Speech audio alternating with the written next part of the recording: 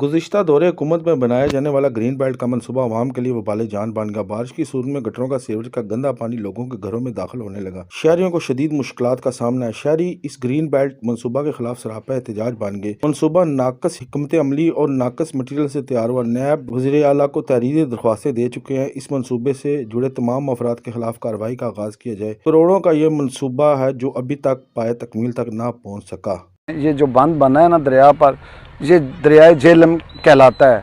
दरियाए झेलम ये एक तोहफा है झेलम के आबासियों के लिए, लेकिन अगर ये दरिया किसी और मुल्क में होता तो इसको इतना संवारते कि ये सैर तफरी का सैरगाह बन जाती। लेकिन हमारी जो साबका गवर्नमेंट है उसने जो ये प्लान बनाया है या जो कुछ भी किया उसने सीवरेज का और निकासी का कोई ख्याल नहीं रखा। अच्छा, ये हमारे पास जो मंसूबा बनाया गया ये 1 अरब और 60 करोड़ का मंसूबा था। ये साबका गवर्नमेंट में बनाया गया, लेकिन नाकस मंसूबाबंदी की नज़र हो गया, जिसके खिलाफ हमने मुख्तलिफ फोरम के ऊपर application the. Prime minister of Pakistan को दी, वज़ीर आला को दी, नैब को दी, इवन एंटी करप्शन को दी, और राव परवेज साहब जो DCO साहब है उनको दी।